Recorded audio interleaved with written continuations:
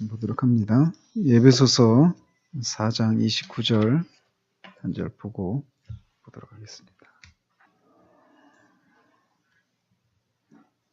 에베소서 4장 29절 한 절입니다. 같이 읽도록 하겠습니다. 무릇 더러운 말은 너희 입 밖에도 내지 말고 오직 덕을 세우는 데 소용되는 대로 선한 말을 하여 듣는 자들에게 은혜를 끼치게 하라. 아멘. 오늘은 24과 성실이라고 하는 제목으로 살펴보도록 합니다. 지난주까지 해서 이제 크리스천이 사망의 음침한 골짜기를 다 빠져나왔습니다. 그리고 나서 이제 크리스천보다 조금 앞서 나갔던 이제 앞에 있었던 성실을 만나는 장면인데 오늘부터 해서 한 4번, 5번 정도 더 성실과의 그런 대화들이 이어집니다. 계속해서 이제 보도록 합니다. 크리스천은 계속 길을 가다가 조그만 언덕을 만났습니다. 언덕은 순례자들이 앞을 바라볼 수 있도록 일부러 쌓아 올린 것이었습니다. 자, 이렇게 1번에 보시면 순례길에서 앞을 멀리 바라볼 수 있게 한 이유가 무엇입니까? 이렇게 묻고 있습니다. 여기 있는 것처럼 이 언덕은 순례자들이 앞을 바라볼 수 있도록 일부러 쌓아 올린 것이었다라고 기록이 되어 있어요. 그러니까 뭘 바라보도록 했을까요?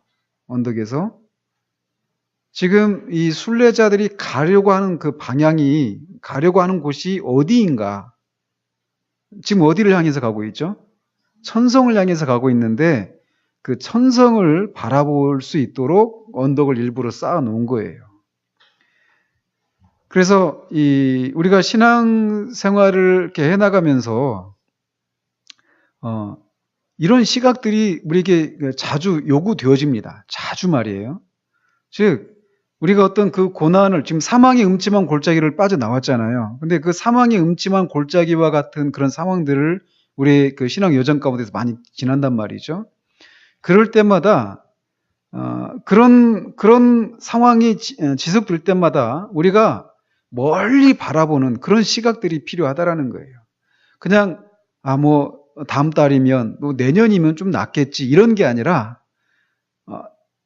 우리가 인생을 다 끝내고 우리 순례길을 다 끝내고 궁극적으로 우리가 들어가게 될 그 천성에서 누리게 될 그 영광스러움들을 생각하면서 이 땅에 지금 우리가 현재적으로 겪고 있는 그 고난을 또 우리가 현재 지금 살아가야 될 그 삶 가운데서 어떻게 살아가야 되는지를 그 내세에서 있게 될 것들을 생각하면서 이 현재를 바라볼 수 있는 그런 시각들이 수시로 우리에게 주어져야 한다는 것입니다.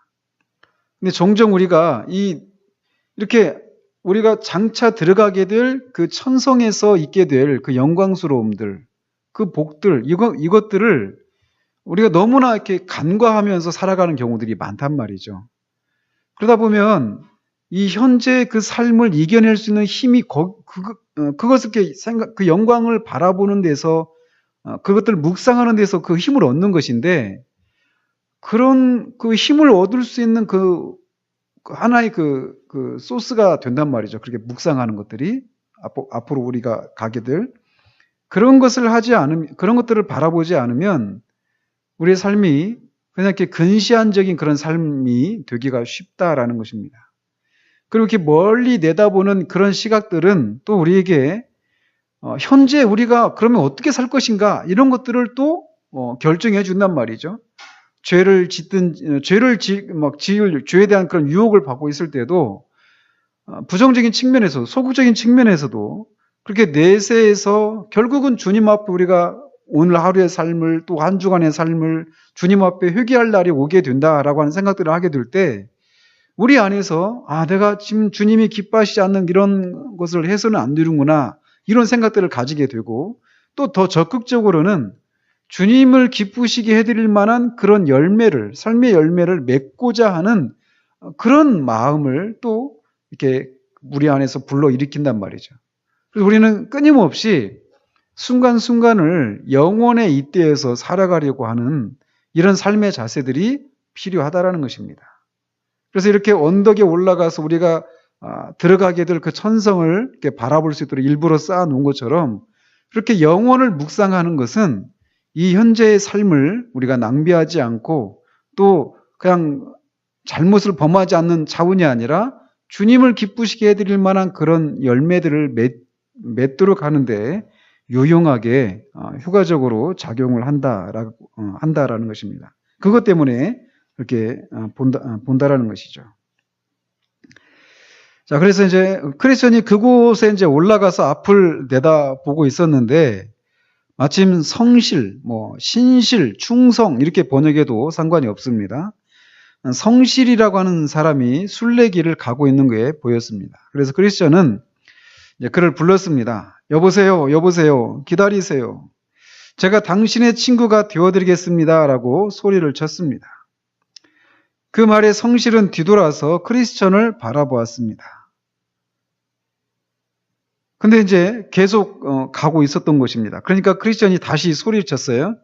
기다리십시오. 기다리십시오. 제가 당신에게 이를 때까지 기다려주세요. 그러나 성실은 안 됩니다. 나는 내 생명을 구하러 가는 길입니다. 피의 원수가 내 뒤에 있습니다. 라고 대답을 했습니다. 그러면서 그냥 기다리지 않고 계속 가던 길을 갔던 거죠. 자, 이번에 보시면 크리스천이 기다려달라고 요청하는데도 성실히 서둘러 가는 이유는 무엇입니까?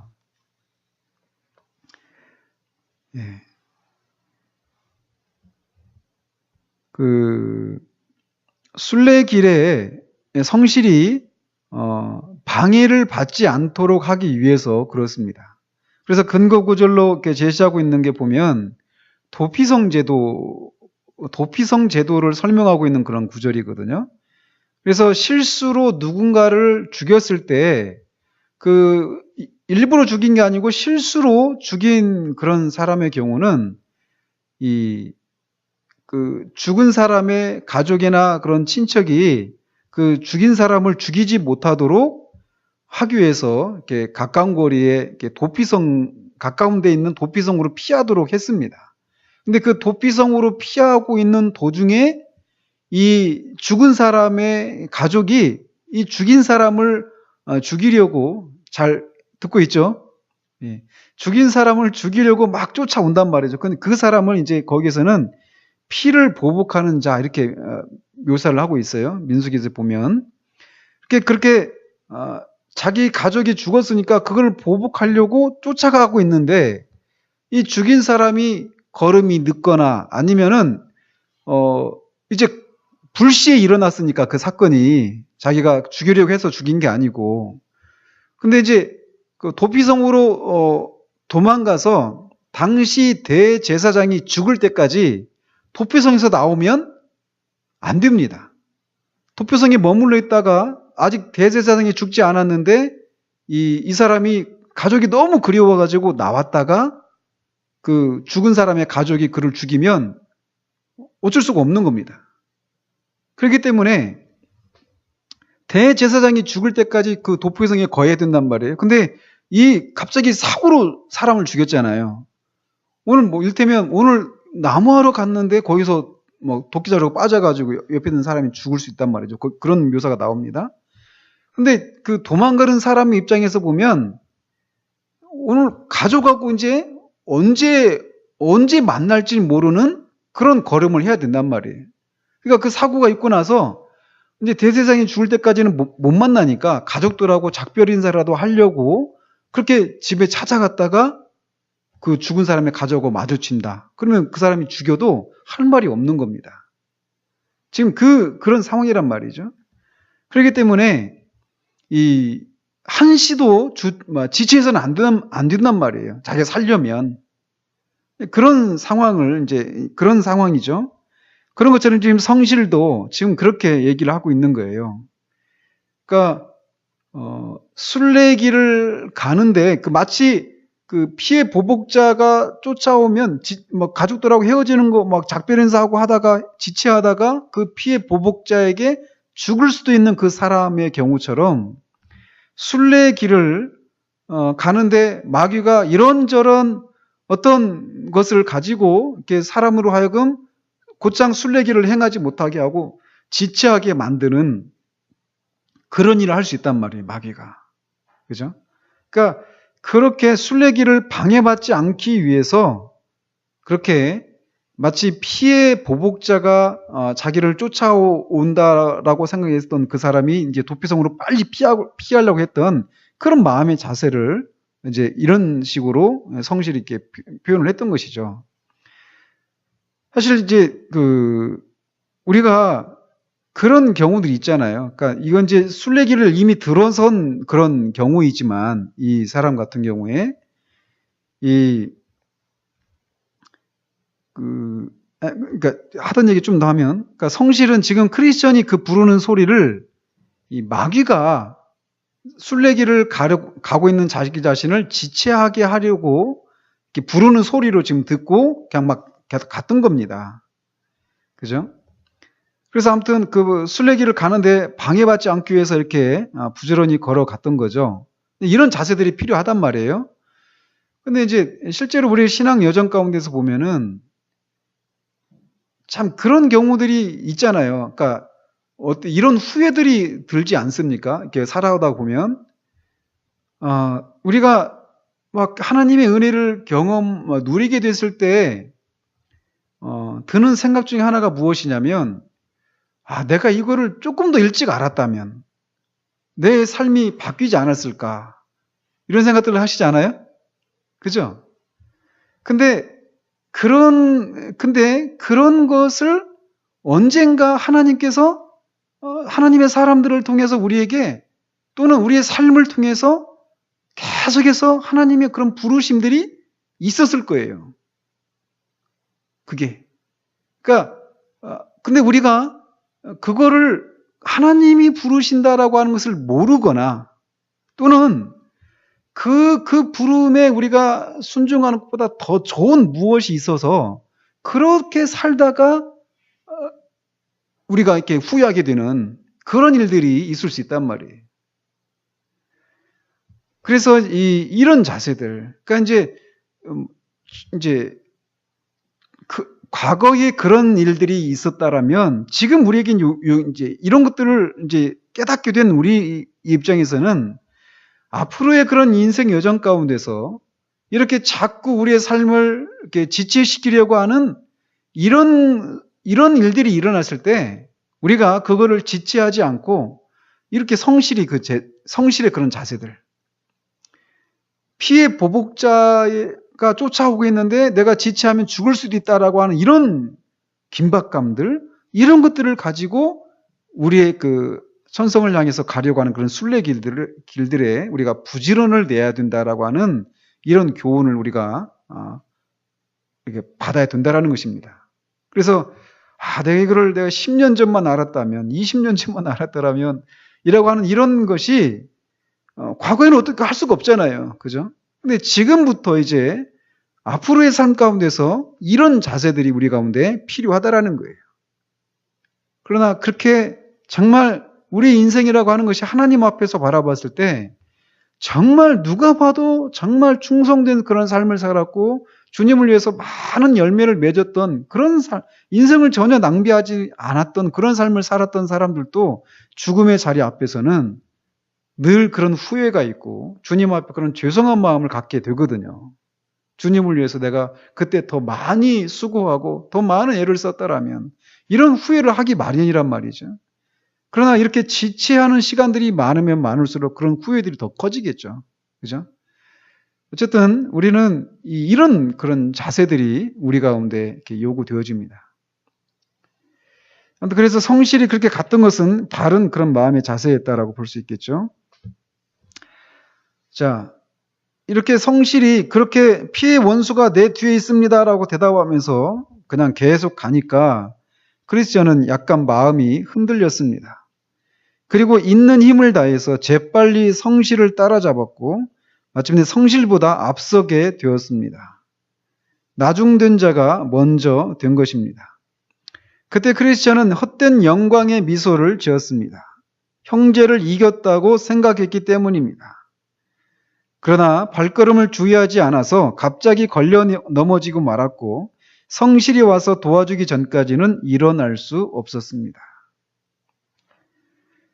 3번에 크리스천이 넘어지게 되는 영적 원인이 어디에 있습니까?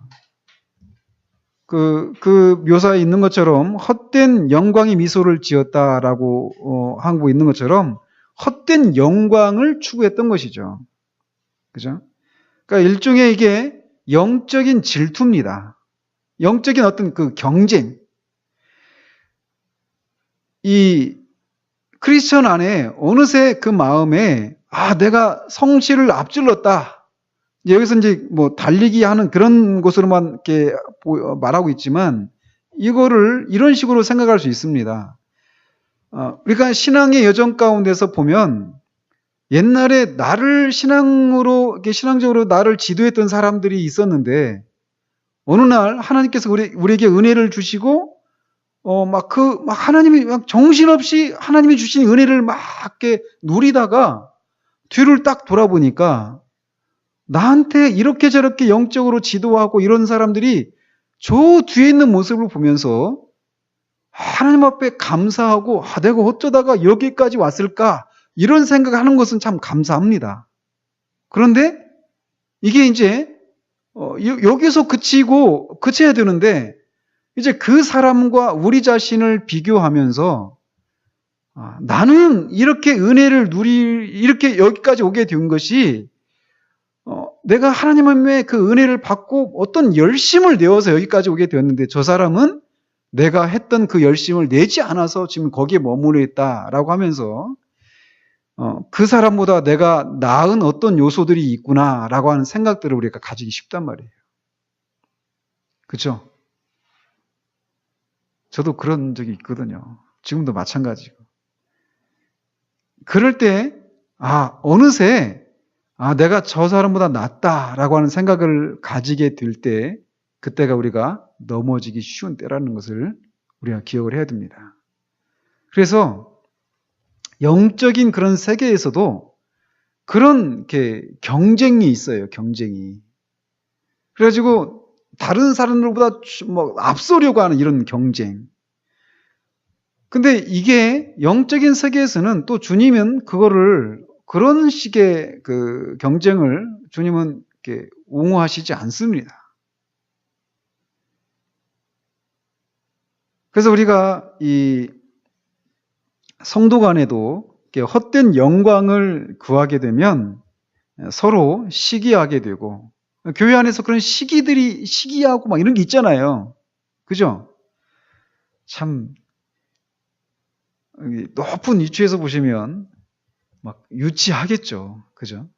앞서거니 뒤서거니 하면서 막 그렇게 서로 간에 그런 이렇게 헛된 영광을 구하고 시기하고 이런 것이 교회를 분쟁으로 몰아가는 원인이 됩니다. 고린도 교회 같은 경우도 나는 개바파다, 나는 바울파다, 아볼로파다, 심지어는 나는 그리스도파다 이렇게 하면서 막 분쟁이 일어났잖아요.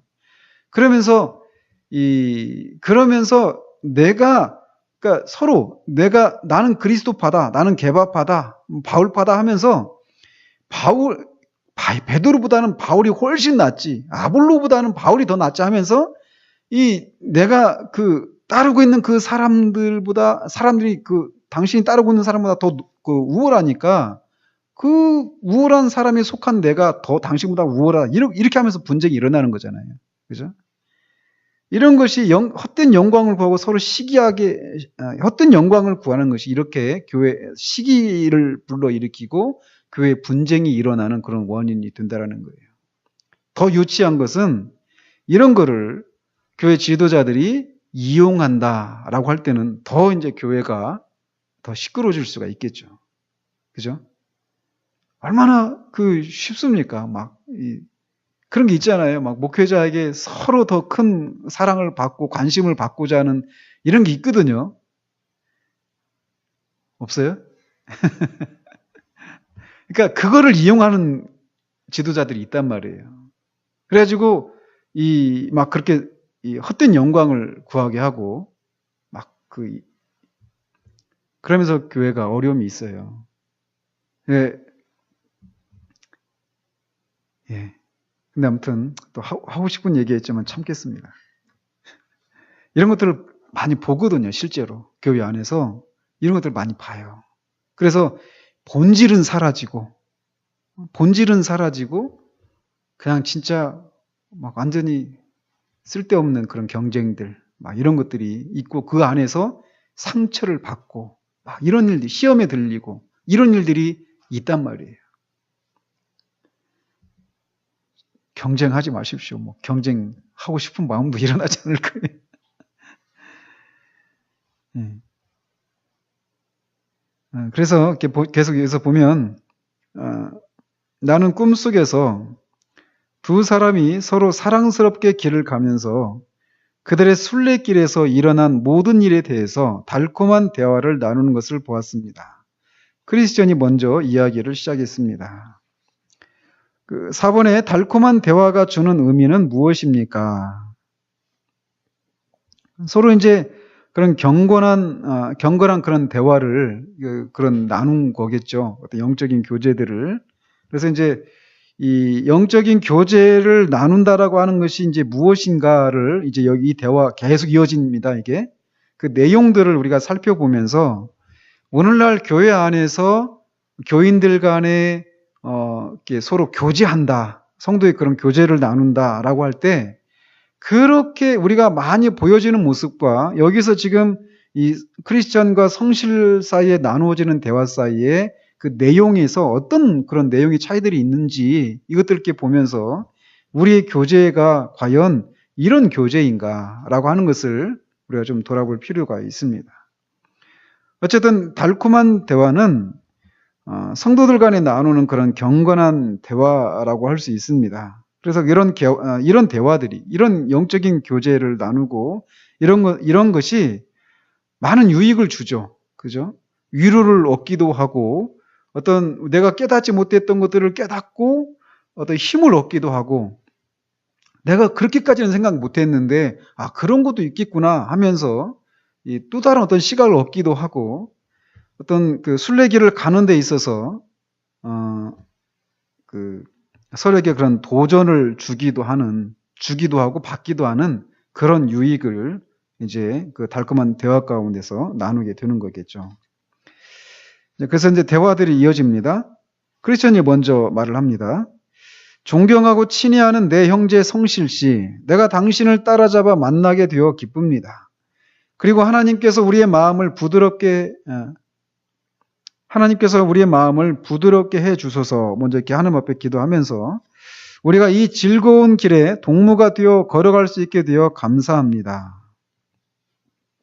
해 주셔서 이렇게 되는데 제가 참 오타가 나온 것 같아요. 하나님께서 우리 마음을 부드럽게 해 주셔서 우리가 이 즐거운 길에 동무가 되어 걸어갈 수 있게 되어 감사합니다. 자, 5번에 대화의 내용은 어떤 것이어야 합니까? 오늘 우리가 읽었던 본문이죠. 무릇 더러운 말은 너 입 밖에도 내지 말고 오직 덕을 세우는데 소용되는 대로 선한 말을 하여 듣는 자들에게 은혜를 끼치게 하라. 이렇게 서로 덕을 세우고 선한 말을 하는 것을 통해서 서로에게 유익을 주는 그런 말을 해야 한다는 것입니다. 자, 더러운 말이나 비난하는 말들을 삼가야만 합니다.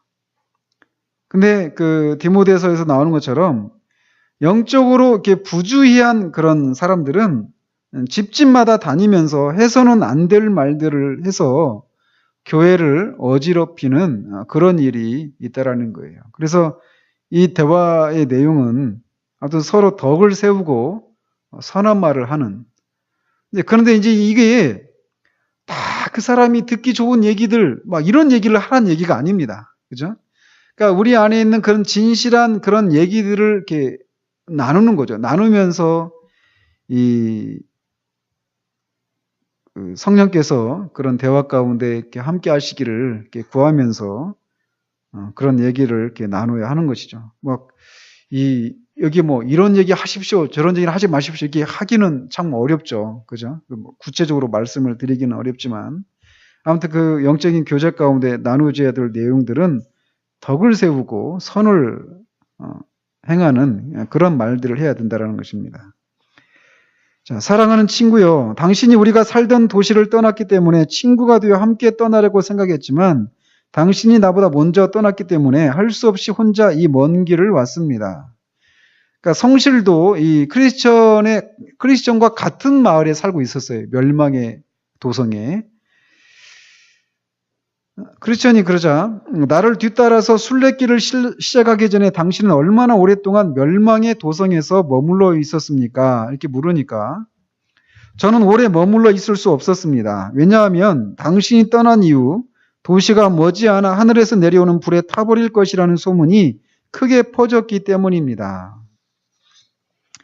6번에 보면 성실히 순례길을 나서게 된 이유는 무엇입니까?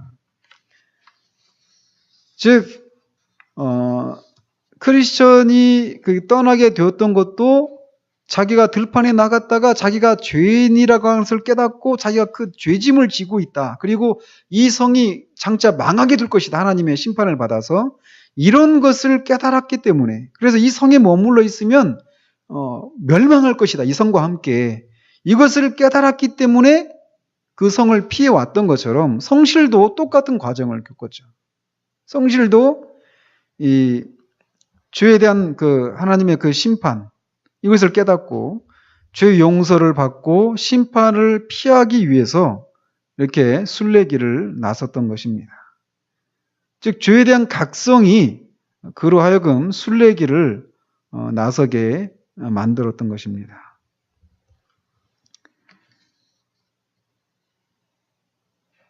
그러니까 얼마나 오랫동안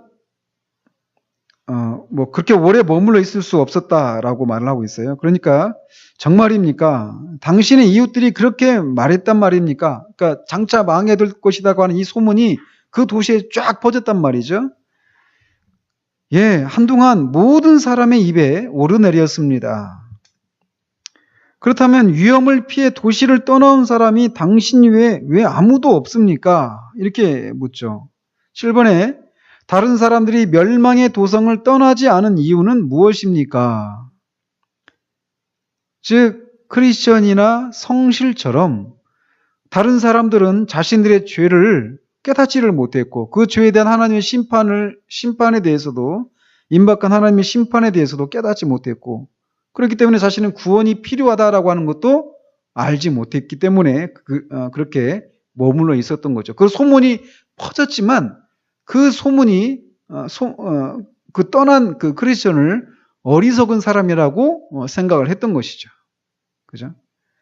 장차 홍수로 이 세상을 심판하실 것이다라고 하는 이 하나님의 계시의 말씀을 들었던 노아가 그렇게 120년 동안 배를 만들고 있었을 때 그 많은 사람들이 홍수가 임할 때까지도 시집가고 장가가고 먹고 마시면서 노아와 그 가족들을 비웃고 조롱했던 것처럼 이 사람들도 그런 상황이었죠. 심판에 대한 두려움들이 없었던 거고 구원에 대한 필요성도 깨닫지 못했던 것입니다. 그러니까 이런 걸 볼 때 지금도 그렇잖아요. 지금도 그리스도를 모르는 사람들, 그리스도가 정말 자신에게 필요하다라고 하는 것을 깨닫지 못하는 사람들. 그래서 우리가 걷고 있는 이 순례길에 동참하지 않고 있는 사람들이 많잖아요. 우리 가족들 안에도 있고, 그죠? 그렇게 있는 이유가 바로 이것 때문에 그렇죠. 그렇기 때문에 그들을 위해서 기도해야 될 것이 무엇이냐면 정말 하나님의 성령께서 그들에게 영적인 지각을 허락해 주셔서 자신의 실상을 깨닫도록 하시는 일이에요. 그거를 알지 못하면 막 옆에서 우리가 할 수 있는 그런 노력들을 해야 되겠죠. 교회에 오자, 예수님 믿자, 예수님을 증거하고 그런 노력들을 해야 되는데 분명히 그런 것과 함께 성령께서 정말 저들에게 영적인 지각을 허락해 주셔야 된다라고 하는 이것을 위해서 우리가 하나님 앞에 기도를 해야 됩니다. 그게 없으면 안 돼요. 이 도성에 있는 사람들도 다 들었지만 그걸 깨닫지 못했기 때문에 이 사람만 돌아왔던 겁니다. 성실이 또 그것에 대해서 대답을 하죠. 그것에 대해서 많은 사람들이 말했지만 나는 그들이 그것을 확실히 믿지 않았다고 생각합니다. 열띤 논쟁이 있었을 때 그들 중 어떤 이들이 당신과 당신의 필사적인 여행, 그 사람들은 그 크리스천의 순례 여행을 이렇게 필사적인 여행이다 이렇게 말을 했죠. 필사적인 여행을 조롱하기도 했습니다. 그러니까 필사적인 여행이라고 부르면서도 그게 왜 조롱이 되느냐? 그렇게 필사적으로 도망칠 필요가 없는데 그렇게 하고 있기 때문에 조롱을 한 것이죠. 그렇죠? 그러나 나는 우리 도시가 하늘에서 내려온 불에 의해 멸망할 것이라고 믿었고 지금도 여전히 믿고 있습니다. 그래서 도망쳐 나왔습니다. 그러니까 크리스천이 순례길 초기에 만났던 이 변덕쟁이라고 하는 이웃 사람에 대해서 들어보셨습니까? 하고 묻습니다. 예, 들었습니다. 나는 그가 절망의 수렁까지 당신을 따라갔다고 들었습니다.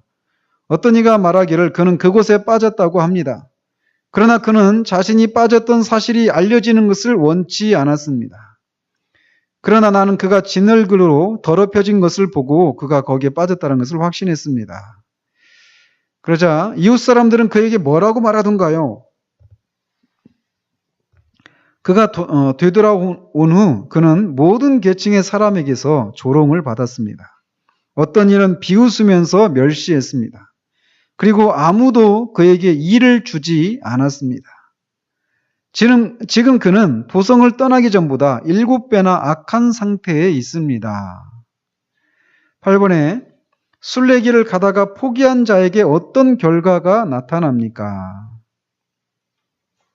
그 성실히 말하고 있는 것처럼 순례길을 가기 전보다 영적으로 더욱 악한 상태에 빠지게 되었다라고 말을 하고 있습니다. 왜냐하면 지금 여기 성실히 말하고 있는 것처럼 많은 사람들이 그를 조롱하고 있단 말이죠. 크리스천을 따라가다가 구렁텅이에 빠진 이 일에 대해서. 근데 그렇게 조롱하기 때문에 그렇게 자기가 그렇게 조롱을 받을 만한 그런 사람이 아니다라고 하는 것을 어떤 식으로든지 변명을 해야 되지 않겠어요? 그죠?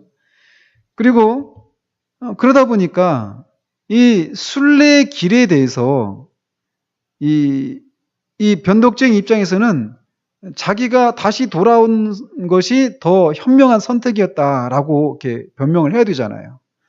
그래서 상대적으로 순례길이 아주 악하다라고 그렇게 말하면서 크리스천을 더 비방하고 비난하고 조롱하는.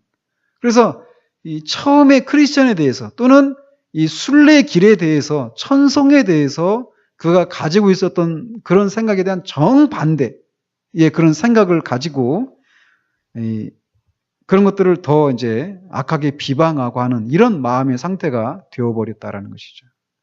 그래서 이게 우리가 신앙생활 하다가 어떤 사람들을 만나다 보면 한때 열심을 냈었던 사람들, 이런 사람들이 이렇게 뒤로 물러가 있는 그런 경우에 어떻게 저 사람이 그래도 옛날에 그렇게 신앙생활을 했다고 하는 사람이 어떻게 저렇게까지 되었지? 라고 말하는 그런 모습들을 종종 보잖아요. 그죠? 흔치 않지만 그런 경우들을 보잖아요. 그런 경우에 해당되는 사람이 바로 이 변덕쟁이에게서 일어난 이런 모습이 바로 그런 사람들에게 일어난 일이란 말이에요. 더 하나님에 대해서, 이 기독교 진리에 대해서 더 강팍한 그런 마음을 품는 경우들이 많이 있습니다. 그렇기 때문에 그래도 한때 교회 다니면서 즐거움도 누리고 어떤 기쁨도 있었고 만족도 있었던 이러다가 뒤로 물러간 사람들에게서 이런 일이 일어난다라는 생각할 때는 우리가 정말 두려움 가운데 하나님 앞에 정말 저들에게 긍휼을 베풀어 주시기 위해서 우리가 정말 크게 기도를 해야 되는 것이죠. 그런 일들이. 자, 그런데 사람들은 그가 저버린 길을 똑같이 멸시하면서 왜 그를 반대합니까? 그죠? 그렇게 질문할 수 있죠. 그 사람들도 똑같이 순례길을 이렇게 멸시하는 사람들인데 변덕쟁이를 더 멸시한단 말이죠. 그러자 성실히 대답합니다. 사람들은 그가 변절자이고 신앙 고백에 진실하지 않았으니 목을 매달아야 한다고 말했습니다. 그가 생명길을 포기했기 때문에 하나님께서 심지어 원수들을 움직여 그를 꾸짖게 하심으로 하나의 교훈으로 만드신 것으로 생각합니다. 참 두려운 일이죠. 그죠? 9번에 하나님께서는 심지어 원수들을 움직이셔서 자신의 뜻을 성취하십니다. 목적이 무엇입니까?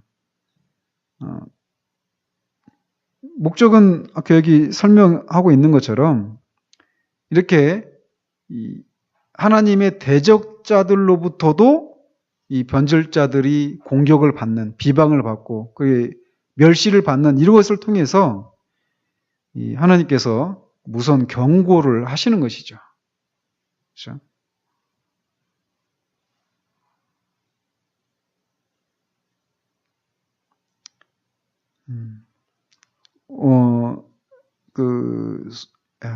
조지 폭스의 그 순교사화에 보면 영국의 그 캔터베리 그 대주교였던 토마스 크랜머라고 하는 그런 대주교가 있었습니다. 크랜머가 맨 처음에 이 사람은 카톨릭으로 시작했다가 복음을 듣고 이제 복음을 깨닫고 진정한 그리스도인이 됩니다. 근데 이제 아직 이렇게 여러 가지 교리가 화채설이나 이런 부분에 있어서는 로마 카톨릭의 그런 교리를 따르고 있는 입장이 있기도 했었어요. 중간에. 근데 어쩌다가 어쨌든 그 당시 영국 왕이 헨리 8세였는데 헨리 8세가 스페인의 공주하고 결혼했는데 이혼을 하거든요. 이혼하는 과정에서 이제 이 영국이 로마 교황으로부터 이제 단절이 되어집니다. 헨리 8세 때. 근데 왕비하고 이혼을 하는 것을 이제, 이혼을 할 수 있도록 중간에 이제 크랜머가 도움을 줘요. 가지고, 크랜머가 이제 그 공로로 캔터베리 주교가 됩니다. 캔터베리 대주교가 되는데, 이랬던 사람이 이제 나중에 그 왕비의 딸이 누구냐면 피에 메리라고 하는 여왕이에요. 메리 여왕. 이 메리 여왕은 카톨릭 교도예요. 그래서 이 국교도로 가다가 이 헨리 8세가 죽고 제임스 에드워드 이렇게 해주나요? 그렇게 가다가 이 메리 여왕이 이제 여왕이 됩니다. 그러면서 이제 대대적인 그런 대박해가 일어나요. 영국 교회 안에서. 근데 그때 크랜머가 이 카톨릭으로 일종의 자기 목숨을 보존하기 위해서 카톨릭으로 이렇게 자기 신앙을 이렇게 포기하는 그런 문서에 서명을 합니다. 그렇게 하고 나니까 크랜머가 중간에 완전히 이제 자기는 살긴 했는데 양심은 완전히 전쟁터죠. 양심이 평안이 없는 거예요. 그래서 이 개신교도들에게서도 이 사람이 이제 변절자가 되는 거고, 그죠? 그리고 이 카톨릭 교도들이 이제 카톨릭으로 다시 이제 돌아왔는데도 이 크랜머를 여기 변덕쟁이를 대하는 것처럼 그 카톨릭 그 주교들도 이 크랜머를 그런 식으로 대하는 거예요. 그러니까 정말 양쪽에서 다 욕을 먹고 하늘을 쳐다볼 수도 없고 땅을 쳐다볼 수도 없는 그런 상황 가운데 있는 거죠. 그래서 죽는 것도 차라리 죽는 것마저도 마음에 평안이 없는 거예요. 그러니까 그런 변절을 하고 나니까, 신앙이 변절을 하고 나니까. 변덕쟁이가 그런 상황인 거죠. 나중에 이제 결국은 화형을 당하거든요. 이 크랜머가. 근데 화형을 당하는데 마지막에는 자신의 그 기독교 그 참된 신앙을 이제 여러 사람 앞에서 공개적으로 고백을 하고 선언을 하고 죽는데 자기 화형을 당하는데 자기 신앙 이렇게 변절했던 거기에 서명했던 이 오른손을 먼저 그 불 속에다 집어넣어 가지고 불을 이제 오른손을 태워버립니다. 이 저주를 하면서 그 서류에다 서명했던 이 손을. 그리고 이제 화형을 당하거든요. 그러니까 결국은 이제 참된 신앙을 가지고 이제 순교를 한 거죠. 근데 그 전에 이렇게 변절을 하고 나니까 양 진영에서 다 욕을 먹는 거고 하나님 앞에서도 그가 마음에 평안이 없는 거예요. 죽는 것도 이제 못하는 거죠. 아무것도 못하는, 살아있어도 살지도 못하고 죽지도 못하는 그런 고통스러운 그런 시기를 지납니다. 그리고 나중에 이제 하나님의 은혜로 이렇게 자신의 신앙을 다시 회복하고 순교까지 하게 되는데, 변덕쟁이가 받는 그런 고통이 마치 그런 것과 비슷한 그런 상황이라고 할 수 있습니다. 자, 당신이 도성을 빠져나오기 전 그와 함께 이야기를 나눈 적이 있습니까? 예, 길에서 한번 그를 만났습니다. 그러나 자신이 한 일이 부끄러웠는지 다른 한쪽으로 곁눈질을 하고 갔습니다. 그래서 저도 그에게 말하지 않았습니다. 그래요. 제가 처음 길을 출발할 때는 그 사람에게 소망을 품었습니다. 그러나 지금은 도성이 멸망 속으로 던져질 때 그도 함께 멸망할 것이 두렵습니다. 왜냐하면 참된 속담에서 말하는 것이 그에게 일어났기 때문입니다. 즉 개가 그 토하였던 것에 돌아가고 돼지가 씻었다가 더러운 구덩이에 도로 누웠다라고 하는 속담 말입니다. 저도 그 멸망이 두렵습니다. 그러나 그렇게 될 것을 누가 막을 수 있겠습니까? 그렇습니다. 성실 씨. 그에 대한 이야기는 그만하고 우리에 대해서 더 직접적인 이야기를 하지요.